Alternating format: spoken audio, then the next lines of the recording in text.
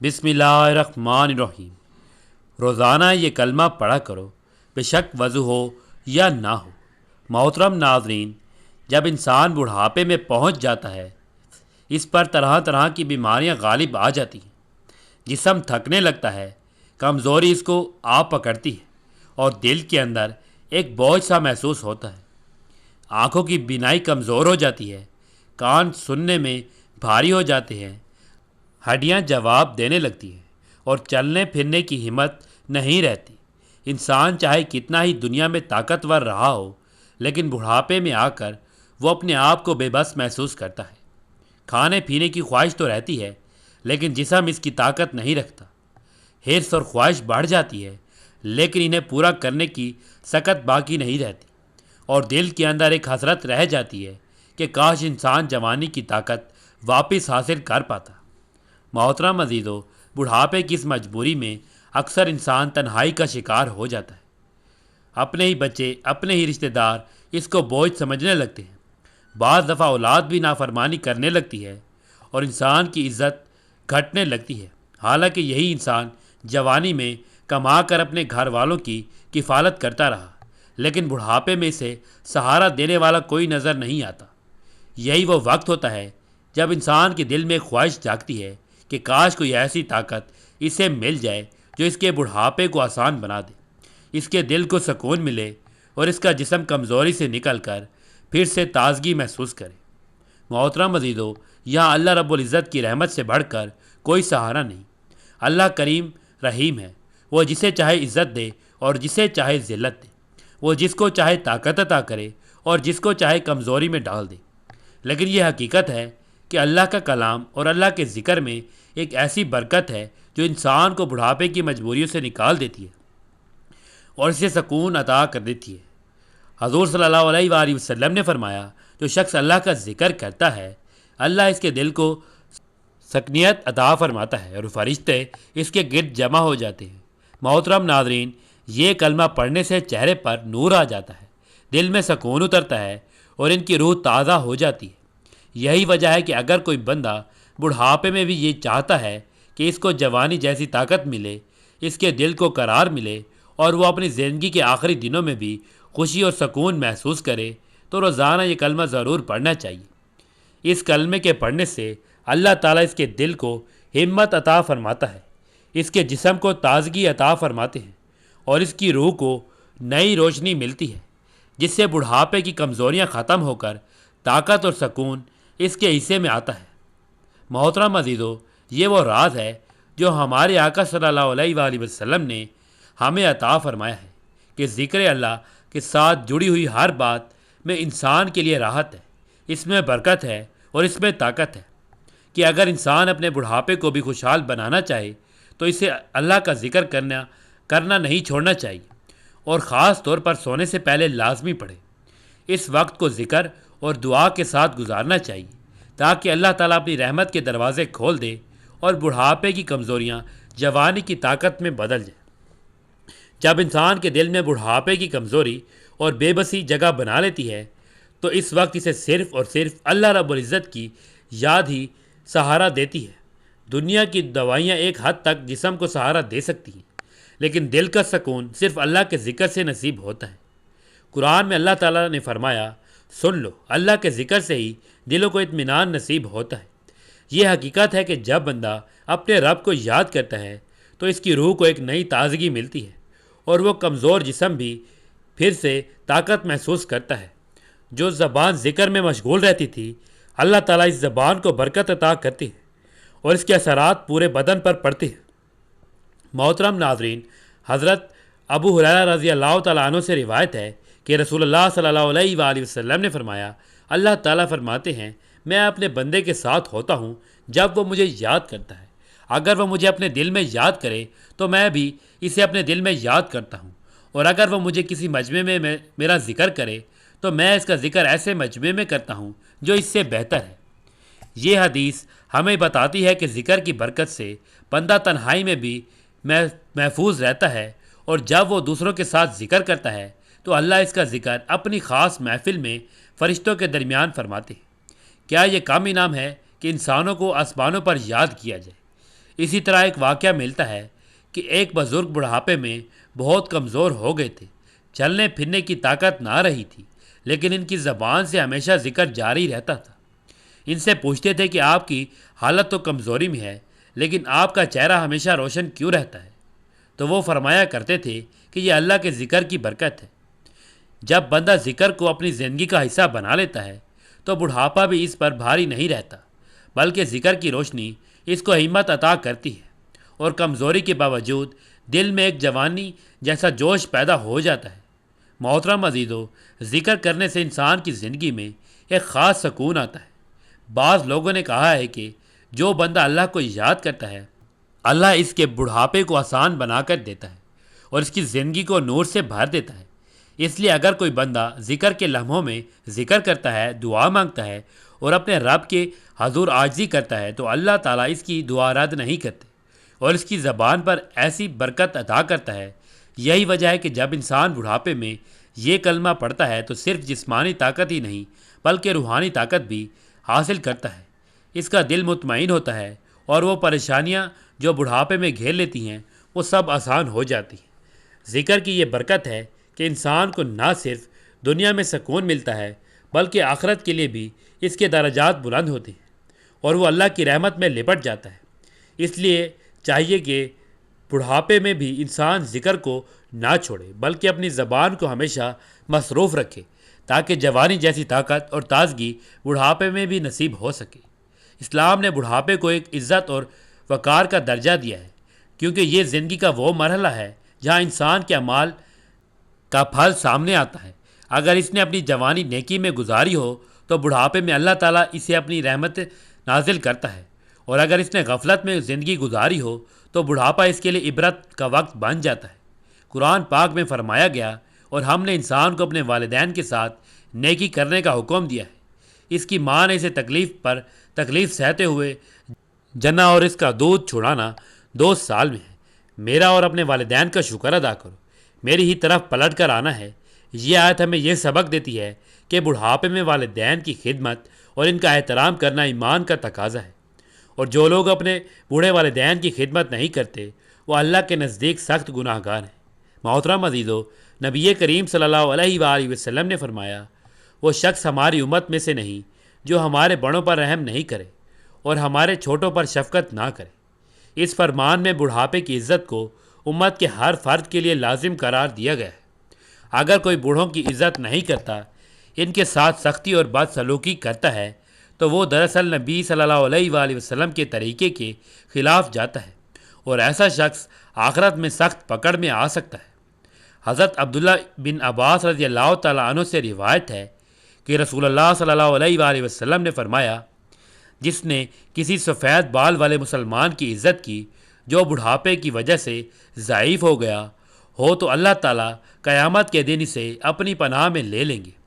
یہ رحمت کی بشارت ہے کہ بڑھاپا صرف کمزوری کا نام نہیں بلکہ اللہ کے نزدیک بڑھاپے میں عزت کرنے والے کے لیے بھی بہت بڑا اجر ہے۔ محترم عزیزو، اگر کوئی بڑھاپے میں گناہوں میں لگ جاتا ہے تو اس کے لیے یہ گناہ اور بھی بڑا جرم بن جاتے ہیں، کیونکہ بڑھاپا وہ وقت ہے جب انسان کو توبہ اور نیکی کی طرف آ جانا چاہیے، لیکن وہ اس کے باوجود اللہ کی نافرمانی کرے تو گویا اس نے اپنے رب کے ساتھ ظلم کیا۔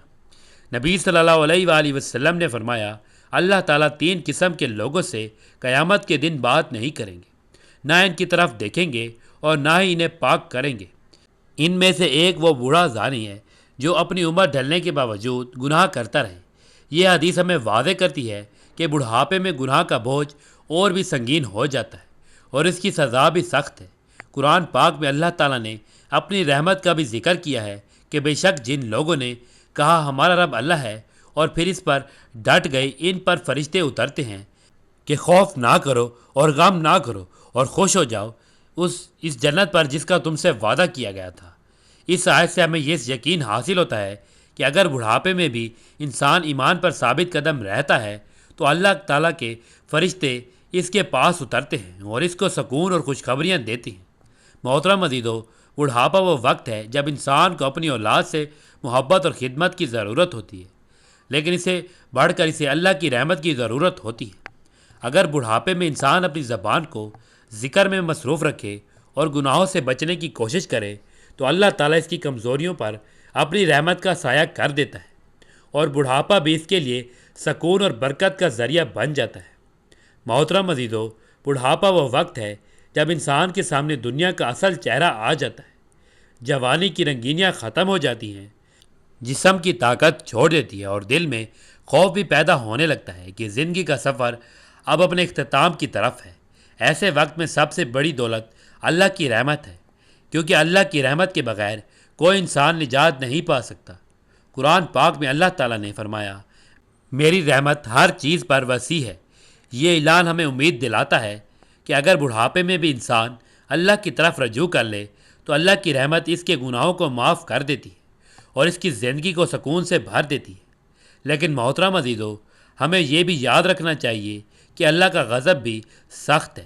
اگر کوئی بڑھاپے میں آ کر بھی گناہوں سے باز نہ آئے، اگر نماز کو چھوڑ دے، اگر ذکر الہی سے غافل ہو جائے، اگر والدین یا بوڑھوں کی عزت نہ کرے، تو اس کے بارے میں قرآن میں آیا ہے کہ کیا تم نے اس کو دیکھا جس نے اپنے نفس کو اپنا خدا بنا لیا اور اللہ نے اسے علم کے باوجود گمراہ کر دیا اور اس کے کان اور دل پر مہر لگا دی اور اس کی آنکھوں پر پردہ ڈال دیا۔ یہ آیت ہمیں بتاتی ہے کہ جو لوگ ہدایت کے باوجود گناہ کرتے رہتے ہیں، ان کے دل اور آنکھیں بند ہو جاتی ہیں اور وہ اللہ کی رحمت سے محروم ہو جاتے ہیں۔ محترم عزیزو، نبی کریم صلی اللہ علیہ وآلہ وسلم نے فرمایا، اللہ تعالیٰ اپنے بندوں کی توبہ کو اس وقت تک قبول فرماتا رہتا ہے جب تک روح گلے تک نہ پہنچ جائے۔ اس کا مطلب یہ ہے کہ بڑھاپے میں بھی اگر انسان سچے دل سے توبہ کرے تو اللہ کی رحمت اسے ڈھانپ لیتی ہے، لیکن اگر وہ آخری وقت تک غفلت میں رہے تو پھر اس کے لیے پچھتاوے کے سوا کچھ باقی نہیں رہتا۔ اسی طرح اللہ کی رحمت کا پہلو یہ بھی ہے کہ وہ بڑھاپے میں اپنے بندوں کو عبادت کی توفیق دیتا ہے۔ حالانکہ جسم کمزور ہوتا ہے، لیکن ذکر اور دعا کے ذریعے اللہ تعالیٰ ان کی نیت اور خلوص کو دیکھ کر انہیں بڑے بڑے درجات عطا کرتا ہے۔ ایک اور حدیث میں آتا ہے، اللہ تعالیٰ اس بندے سے راضی ہو جاتا ہے جو بوڑھا ہو کر بھی نماز کی پابندی کرتا ہے۔ یہ حدیث بتاتی ہے کہ اللہ کی خوشنودی اور رحمت کتنے قریب ہے ان لوگوں کے جو بڑھاپے کی کمزوری کے باوجود نیکی کا دامن نہیں چھوڑتے۔ محترم عزیزو، ہمیں چاہیے کہ ہم بڑھاپے کو غفلت کا وقت نہ سمجھیں، بلکہ اسے اللہ کی قربت کا وقت سمجھیں، کیونکہ اگر انسان اس مرحلے پر اچھے اعمال کرے تو وہ دنیا و آخرت دونوں میں کامیاب ہو جاتا ہے، لیکن اگر برائی پر ڈٹا رہے تو پھر اللہ کا غضب اس پر آ سکتا ہے اور وہ ندامت کے سوا کچھ نہیں پائے گا۔ اس لیے لازم ہے کہ بڑھاپے میں بھی ذکر الہی کو اپنا سہارا بنایا جائے تاکہ اللہ کی رحمت سے بہرہ ہو اور اس کے غضب سے محفوظ رہ سکیں۔ محترم عزیزو، اب ہم جانتے ہیں اس کلمے کے بارے میں جس کو آپ نے کسی بھی وقت صرف 3 دن تک کرنا ہے۔ اگر آپ بڑھاپے میں جوانی جیسی طاقت چاہتے ہیں تو اس عمل کو ضرور کریں۔ سب سے پہلے آپ نے پورے دھیان اور توجہ کے ساتھ حضور صلی اللہ علیہ وآلہ وسلم پر درود پاک پڑھنا ہے 7 مرتبہ۔ آپ کوئی سا بھی درود پڑھ سکتے ہیں، لیکن درود ابراہیمی پڑھ لینا افضل ہے، کیونکہ یہ درود حضور صلی اللہ علیہ وآلہ وسلم کا پسندیدہ درود ہے۔ محترم عزیزو، درود پاک کی دنیاوی فضیلت یہ ہے کہ یہ دل کی پریشانیوں کو دور کرتا ہے، رزق میں برکت عطا کرتا ہے، انسان کو دشمنوں سے محفوظ رکھتا ہے اور اس کی دعاؤں کو قبولیت کے قریب کر دیتا ہے۔ درود کی آخری فضیلت یہ ہے کہ قیامت کے دن یہ درود پڑھنے والے کو حضور صلی اللہ علیہ وآلہ وسلم کی شفاعت نصیب ہوگی اور اس کے درجات بلند ہوں گے۔ درود کی روحانی فضیلت یہ ہے کہ اس سے دل کو سکون ملتا ہے، روح کو تازگی حاصل ہوتی ہے اور ذکر الہی کی عادت بن جاتی ہے۔ اس کے بعد آپ نے اللہ تعالیٰ کے ایک نام کو پڑھنا ہے اور وہ ہے یا قویون، جس کا مطلب ہے اے سب سے بڑی طاقت رکھنے والے اللہ۔ یہ نام خاص طور پر اس شخص کے لیے ہے جو بڑھاپے میں کمزور ہو چکا ہے۔ اس کو جوانی جیسی ہمت عطا کرنے والا صرف اللہ قوی ہے۔ اس نام کو آپ نے ایک مکمل تسبیح یعنی 100 مرتبہ پڑھنا ہے۔ اس کی دنیاوی فضیلت یہ ہے کہ اللہ تعالیٰ انسان کے دل کو طاقت عطا فرماتے ہیں، اس کے جسم کو کمزوری سے نکال کر تازگی عطا کرتے ہیں۔ آخری فضیلت یہ ہے کہ یہ نام پڑھنے والا قیامت کے دن اللہ کی پناہ میں ہوگا، اور روحانی فضیلت یہ ہے کہ انسان کے دل کو یقین اور توکل کی دولت ملتی ہے۔ اس کے بعد آپ نے یہ کلمہ پڑھنا ہے، لا حول ولا قوت الا باللہ۔ اس کی بھی ایک تسبیح پڑھنی ہے، یعنی 100 مرتبہ۔ اس کا مطلب ہے طاقت اور ہمت صرف اللہ ہی کی اختیار میں ہے۔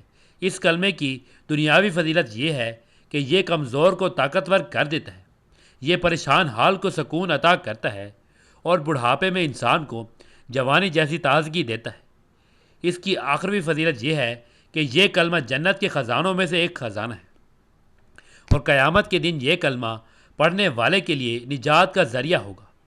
اس کی روحانی فضیلت یہ ہے کہ دل کو اللہ پر مکمل بھروسہ ہوتا ہے، غم اور فکر کے بوجھ کو ہلکا کر دیتا ہے۔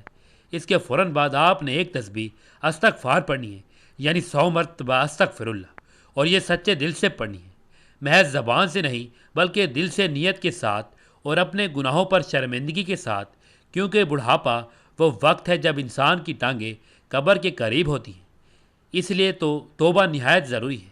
استغفار کی دنیاوی فضیلت یہ ہے کہ یہ مصیبتوں کو دور کرتا ہے اور رزق میں کشادگی پیدا کرتا ہے، اور اس کی آخری فضیلت یہ ہے کہ یہ بندے کو اللہ کے غضب سے بچاتا ہے اور آخرت میں بھی جنت کا حقدار بناتا ہے۔ اس کی روحانی فضیلت یہ ہے کہ یہ دل کے بوجھ کو ہلکا کر دیتا ہے، روح کو پاکیزگی عطا کرتا ہے اور انسانوں کو سکون بخشتا ہے۔ محترم عزیزو، اس کے بعد آپ نے دوبارہ 7 مرتبہ درود پاک پڑھنا ہے، جو آپ نے شروع میں پڑھا تھا۔ اس کے ساتھ یہ عمل مکمل ہو جائے گا۔ یہ عمل بہت ہی مختصر ہے، لیکن اس کی برکت اور فضیلت بہت زیادہ ہے، جو ہر شخص کر سکتا ہے، اور خاص طور پر بڑھاپے میں یہ عمل سکون، طاقت اور رحمت کا خزانہ ہے۔ آخر میں یاد رکھیے کہ لا حول ولا قوت الا باللہ کی اللہ کی طاقت اور قدرت کو ظاہر کرتا ہے۔ بندہ کمزور ہوتا ہے، لیکن جب وہ کلمہ پڑھتا ہے تو گویا وہ اپنے آپ کو اللہ کی طاقت کے سپرد کر دیتا ہے، اور یہی وہ راز ہے جس سے بڑھاپے میں بھی جوانی جیسی طاقت نصیب ہوتی ہے۔ محترم عزیزو، یہ عمل وہ عمل ہے جس کی تلقین ہم نے آپ کے سامنے کی ہے۔ درود شریف یا کبھی لا حول ولا قوت الا باللہ اور استغفار کا مسلسل ورد، یہ صرف الفاظ نہیں بلکہ اللہ رب العزت کی وہ خاص یاد ہے جو انسان کے دل کو سکون دیتی ہے اور زندگی کے ہر دکھ کو راحت میں بدل دیتی ہے۔ جس نے اس عمل کو اپنی عادت بنایا، اس کے دل کی بے قراری ختم ہوگی، اس کے گھر میں خوشحالی اتر آئے گی، اور بڑھاپے کی کمزوری کے باوجود جوانی جیسی طاقت اس کے جسم کو نصیب ہوئی۔ محترم عزیزو، اگر آپ واقعی چاہتے ہیں کہ بڑھاپے میں بھی آپ کی روح اور جسم پر اللہ کی طاقت قائم رہے، تو اس عمل کو اپنی زندگی کا حصہ بنا لیں، کیونکہ اس عمل کی برکت یہ ہے کہ جو بندہ 3 دن لگاتار دل سے اللہ پر بھروسہ کرتے ہوئے اس کو پڑھے تو پہلے دن ہی سے اس کو سکون اور برکت کے اثرات نظر آنے لگیں گے، مشکلات آسان ہو جاتی ہیں اور دل پر سے بوجھ اترنے لگتا ہے۔ محترم عزیزو، اس عمل کی دنیاوی فوائد یہ ہیں کہ یہ انسان کی روزی میں کشادگی ہوتی ہے، اس کے رشتے ناطے سنور جاتے ہیں، قرض اور تنگ دستی کے دروازے بند ہو جاتے ہیں، بیماریوں سے حفاظت نصیب ہوتی ہے، اور دل کو غم و فکر سے نجات ملتی ہے۔ اور آخرت کے فوائد یہ ہیں کہ اللہ رب العزت اس کو قبر میں سکون عطا کرے گا، حساب کے دن اس کو اپنے عرش کے سائے میں جگہ دے گا، اور اس کو بغیر حساب کے جنت میں داخل فرمائے گا۔ آئیے سب مل کر اللہ رب العزت سے دعا کرتے ہیں کہ اے اللہ، ہمیں اپنی یاد کا شوق عطا فرما۔ اے اللہ، ہماری زبانوں کو اپنے ذکر سے آباد رکھ۔ اے اللہ، ہمارے والدین، بزرگوں اور تمام امت مسلمہ پر اپنی خاص رحمت نازل فرما۔ اے اللہ، ہمیں دنیا اور آخرت دونوں میں کامیابیاں عطا فرما۔ آمین۔ ناظرین، اگر یہ پیغام آپ کو پسند آیا ہے تو اس ویڈیو کو لائک کریں، شیئر کریں اور ہمارے چینل کو سبسکرائب ضرور کریں، تاکہ یہ پیغام زیادہ سے زیادہ لوگوں تک پہنچے اور صدقہ جاریہ بن جائے۔ اپنی قیمتی رائے کمنٹ میں ضرور تحریر کریں، اور آخر میں اللہ تعالیٰ کے بابرکت ناموں میں سے یا رحیم لکھ دیں، تاکہ یہ بھی آپ کے لیے باعث خیر بنے۔ یہ سب ہم سب کے لیے نیکی ہے، اور ہمیں چاہیے کہ یہ نیکی سب تک پہنچے۔ اللہ رب العزت ہم سب کا حامی و ناصر ہو۔ آمین ثم آمین۔